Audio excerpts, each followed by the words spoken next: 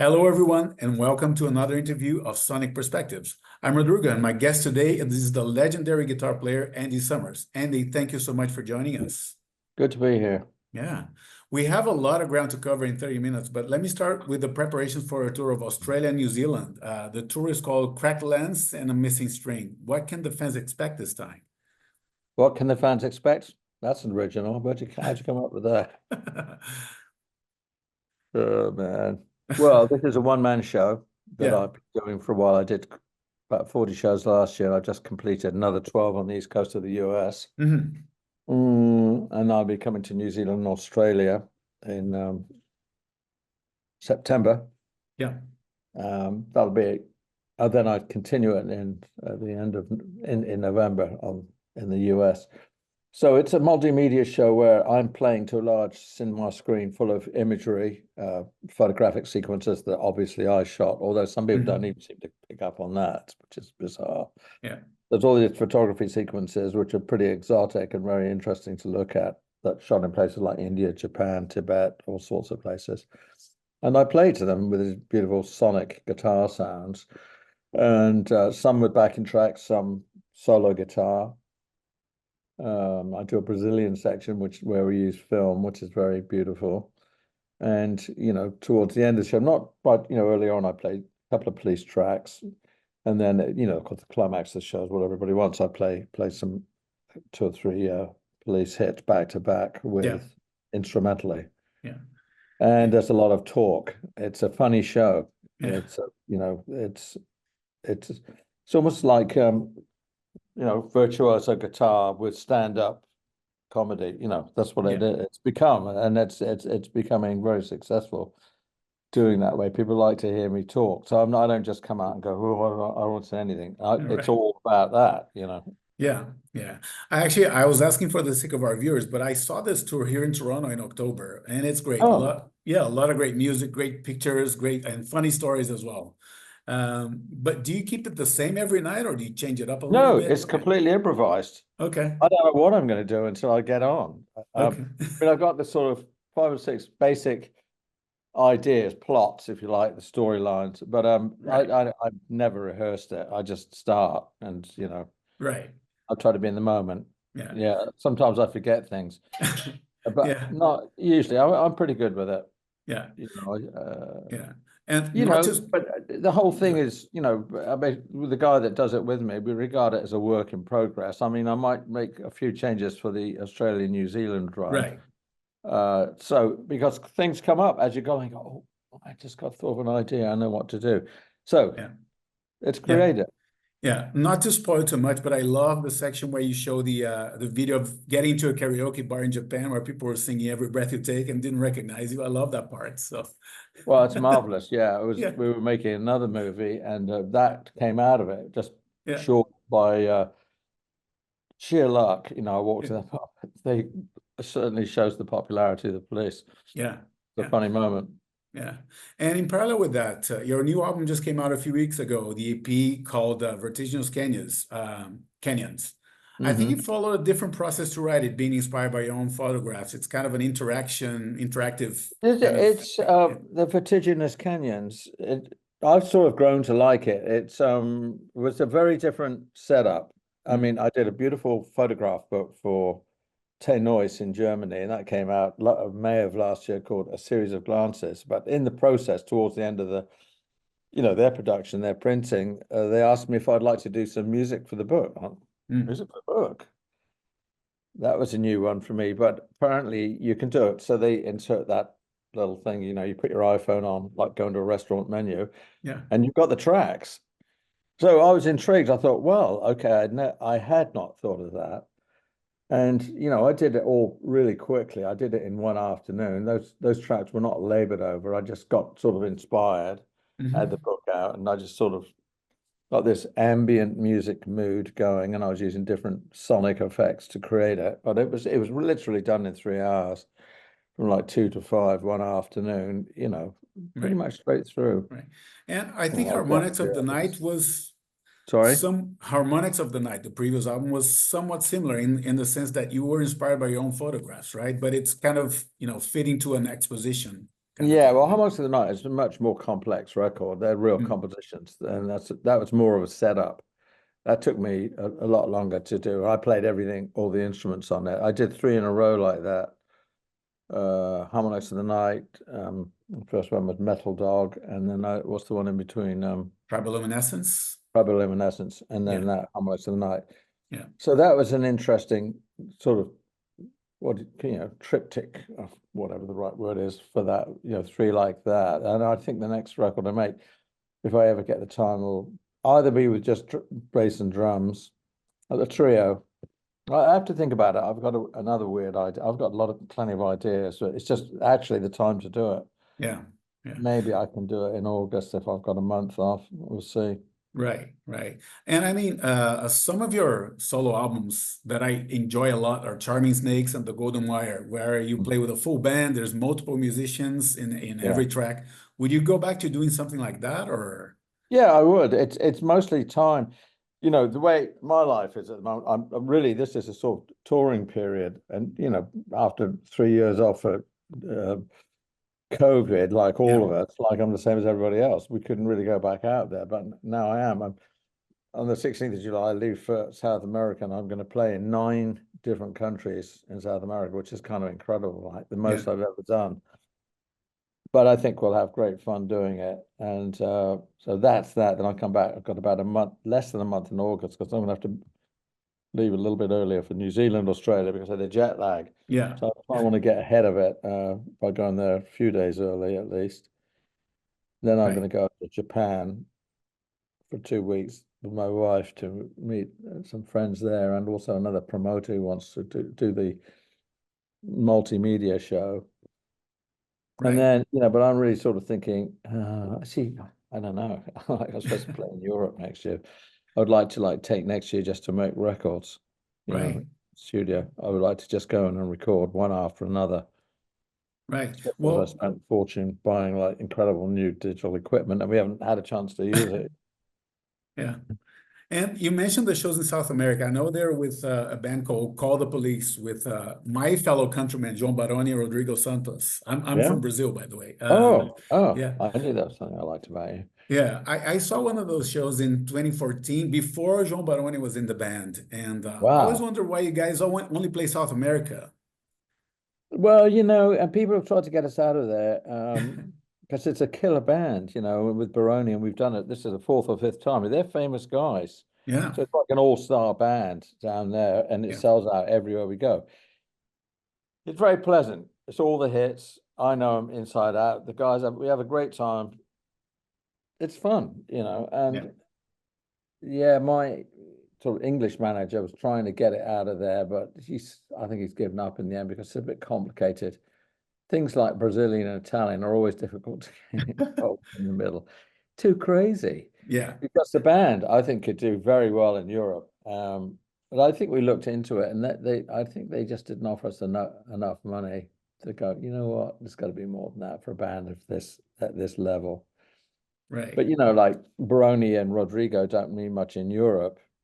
I do because of the Police, of course, but I Yeah. don't know if it would have worked. It didn't seem to work. We made an effort in that direction. It's a shame because it's a killer band, and I'd like to get out and take it to Europe. I'd like to even do it in England, but Yeah. Yeah. And you just don't know how that thing like that's going to go. It's sensitive, yeah. But over there it goes down a storm. I've Oh, seen, it's like I said, incredible. I've Yeah, seen one no, of the shows. it's Yeah. major, Yeah. That's why I'm looking forward to it. I've got Yeah. my suitcase on the floor over there, Good stuff. Good stuff. ready to And go. well, you wrote a few soundtracks as well, Weekend at Bernie's and Down and Out in Beverly Hills. Yeah, Some people make a career out of this. Did it occur to you to explore more of it that did. side I of mean, your? when I moved to LA, I was thinking a lot about that. I had a moment where I could have really taken it, and I sort of blew it. I turned down some major films, and once I had done that, the door sort of closed. Right. And so I wasn't all that bothered about it, because I was so high up in the musical world at that point that everything was a little bit crazy for me. Right. I could have taken it, and I didn't make strategically the right moves. I was offered everything, and Right, no, I don't think it's good enough for me. I got very snotty about it. Right. And I sort of walked away from it, and then I came back to do it, and the moment had sort of gone, and I kind of lost interest mostly because of the way the business operates. Very difficult to work with those people, and they don't want to pay you in the end. Everything's for nothing. So Yeah.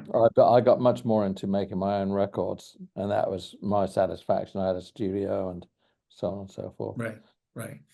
And well, some of the most memorable shows I saw you play in my country were the acoustic tours you did. I saw you in Petropolis with Victor Biglione one Yeah. time, and in Rio with John Etheridge. The acoustic guitar duo format I think it suits you quite well. Are you thinking of doing something in that regard or in that format? Well, all these things are possible. I, Mm. I love it if you've got the right other guitar player. Weirdly enough, John Etheridge was just here in LA. Oh, He's touring in the States, but he came and stayed with me for a bit. So we had a little play. We played for a little bit. mhm.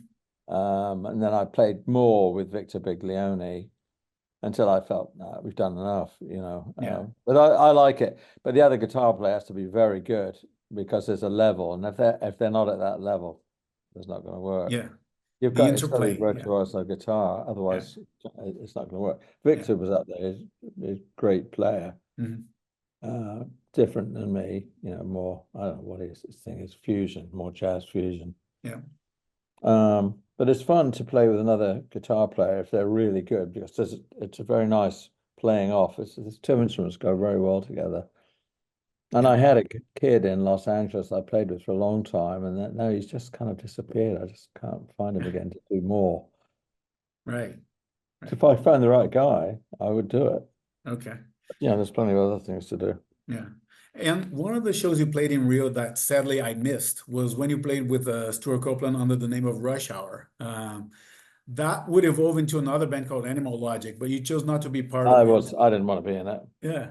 How I come? just I didn't like it. I Uh, thought I thought the singer was completely wrong. right. The singer was wrong. Right. Three of us, me, Stanley, and Stuart. Yeah, that's serious. The wrong singer, and they just went with that singer. And I said, I can't do it. I Fair think you enough. agree. Yeah. Fair enough. Yeah, it wasn't Well, right. yeah. Could have Well, been some like incredible guy singer, probably. It could have been something. right. Right. Well, a friend of mine was at that show in Rio. He still remembers vividly to this day. But anyway, water under the bridge. Well, it is, yeah. I mean, if you're in this game, if things Yeah. change, you move on, you try things. Some things work better than others. Yeah. Yeah. And let me ask you about the reissue of Synchronicity, the final studio album by The Police. There's a million bonus tracks there, live versions, demo versions, deranged versions. What was the process to curate it? I mean, you guys were involved to a certain extent, right? The three of you? We weren't really involved. I mean, I keep getting this question from people who are interviewing right now. Oh, it's interesting. What did you put it? Because no, the record company put it together. Okay. Yeah, they do. I don't even want to bother with it. I'm not interested. But they send us parts. So what do you think about this? These tracks and that.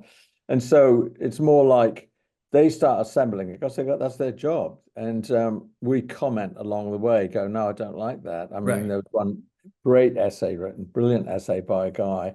And then Sting's camp decided they didn't like it for some reason. And so somebody else wrote it. It was bullshit. First one Right. was brilliant. Second one not as good, but that's the one they got. And then they put all those extra tracks in. I mean, I think it's going to be a huge selling record, Yeah, I if think not so number too. one. Yeah. We'll see. Yeah. When's it coming out? In July or something? At July at some point, like later in July. Yeah. Yeah, well, it's Yeah. terrible timing. It's ridiculous. It should be coming out in October. That's the moment, but this is what July, August, the dead parts of the year. Yeah. Because it's the police, I think we might transcend this dead period. It's a mistake, but Right. um, Yeah. Are you anticipating any other reissues like Ghost in the Machine, maybe, or other police albums? I think they just this is the future. They just keep re-releasing them. Yeah. Yeah, I think the next one is it's the second one called Brigada de Blanc. Yeah. Yeah, Okay. that's I think being worked on, Okay. which is And my favorite. yeah, well, my favorite is Ghost in the Machine, but I had a question about that actually, about the songs that you and Stuart wrote. I always felt that they should have been played live by the band, particularly Omega Man, for example. Well, Omega Man, Yeah, I wrote that, and that yeah, was the record company wanted it to be the first single. yeah. It's a great track, but the singer objected and said he got very moody and he wouldn't sing anymore if they put that out. Uh, He didn't want it out. So yeah, it's always the singer, sure, isn't it? Yeah, you sure have to put up with a lot in this game, yeah, that stuff. Yeah. yeah. Well, and Behind My Camel won a Grammy, and you guys never played it live, at least to my recollection. No, I don't do. I played it on my own Yeah, a few yeah, times, yeah. And when you guys reunited in 2008, was there actually conversation about a studio album being released at the time, or you guys getting together again, or When was this? Which period? 2008 in the reunion tour? No, we did a reunion tour. No, there was no talk of doing another album. No, Mhm. no. We were lucky to do the reunion tour, which was like the #1 tour of all time. It outsold everything anywhere ever. Yeah, Not yeah. anymore because now it's Taylor Swift. You could outsell her, maybe. I don't know. I don't know. Yeah, I never personally with all this sort of stuff. You have to kind of keep your own spirit with it and remain sort of have a calm place because it's so crazy all the time, all this stuff, and so much pulling at you. I don't want to get, oh God, there's got to be another police tour. I don't care. Maybe there would be, but yeah, I don't shut the door on anything, but I don't think about it. right, If it right. happens, give me a call, Yeah. Well, Stuart mentioned in an interview that the three of you make music for different reasons. I thought that was a good statement from him, but do you agree with that? Do you believe Well, that to be okay, the what's case? his reason? I don't Because know. he wants to be famous. That's why. Yeah. I do it for the love of it. Yeah. Yeah. Well, there you go. Maybe it's different reasons after all. I don't know. Yeah. But Sure. Those yeah. strange answers. That's, Yeah. you know. Well, anyway, changing the subject, I am a proud sponsor of Fretted and Moaning, and my name is here on the book. A group You're a of true fan, and thank you for it. I am, yeah, You are. It's yeah, very nice to hear all this stuff coming from you. yeah. But are you planning? I know there's more stories that you wrote that didn't get into the book. I mean, are you planning Yeah. another release or? Yeah. Well, yeah, Fred Moaning was Mm. fun to put out. And then I had the big photograph book out. And right now, this morning, I've been up since 7 o'clock writing a novel, actually. Oh, If you wow. know. It's intricate, it's definitely creation where you need to be, well, obviously you want inspiration and you've got to be extremely organized Yeah. to make the whole thing structure work. So I'm working on something right now. And over on the other side of the room, I've got a 27-inch screen full of beautiful color photography that I've been shooting on these tours, and it's quite strange, but I'm quite pleased with it. So on that side, I hope to put something together. Maybe in Japan, I'll do that. Awesome, awesome. Well, two more questions and we're good to go. First of the last two, I have to ask you about your fascination with Brazil. I know you've been there many, many times. You talk about it in Yeah, your yeah. show right Well, now. I Yeah, do deeply love Brazil, and yeah. where it started for me was when I was 16, Mm. and I used to go to this local art house cinema, and one of the films that I saw was Black Orpheus, Orfeo Negro. Yes. And, I was very taken with the film itself and the music, the beautiful music written by Luis Bonfá, the Hmm. theme song of the film called Manhã de Carnaval, and that really appealed to my ear. And I learned how to play it at that age, and I could play Manhã de Carnaval, and that was kind of great for me. And my sort of dream was, when I watched the film, I didn't even know where it was. Where is this? Where? Yeah. But it Exotic. turned Yeah. out in my life that, I've spent so much time in Brazil. And I played Manhã, the carnival, so many times there, and I played it onto the beach in front of 100,000 people, and all these things happened for me. Of Yeah. course, I've had a magical life, and of course, I played there with the police, and then I met Luis Paulo in Rio when I did the tour with John Etheridge, Hmm. and he asked me to come back, and we very quickly formed a kind of a brotherhood, almost more than a business arrangement. We got on so well. And I barely, well, the pandemic sort of stopped us for a moment, but I've barely missed a year since '95 working with him in all sorts of situations, including this last one, the Call the Police. Yeah. I work with many people down there, so I feel very much Brazil is in my soul. It's important for me, very. Awesome. Yeah, that's great to hear. Yeah. Love Well, it. the last question is about your influence on other guitar players. After the initial success of the Police, you had a lot of guys out, I don't want to say copying, but using your techniques, the Yeah. Edge from U2, Men at Work. And I need to ask about Alex Lifeson of Rush. I don't know if you're aware of the influence you had on him, but he used a lot of your techniques on the '80s albums of Rush. Yeah, we were hugely influential, and Hmm. I'd heard that Alec Lifeson is a very good player, Yeah. great player. I like the whole. I'm not a fan of Rush music, Mm. particularly. It's not quite my thing. Right. But I love the story that these two guys came from parents in Auschwitz or Poland, and they came to it and they grew up together, and then they're this famous rock band. Yeah. It's a marvelous story. And I think Alex is a really great player. But I know I'd heard that he'd been really influenced by my playing at that point, and as were many other people. Well, the Police were a very hip band that dominated pop and rock and roll in those days. And of course, that was influence. Everybody wanted to get the magic ingredient. Yeah. Sure, they thought if Yeah. they played like that, they'd be like that. But yeah, they were copying what I did off out of my own head. Yeah. But it's very flattering. What's the word? Flattery is the greatest form of compliment or something. Yeah. Take it as a compliment. Yeah. Fair enough. Yeah, Yeah. sure.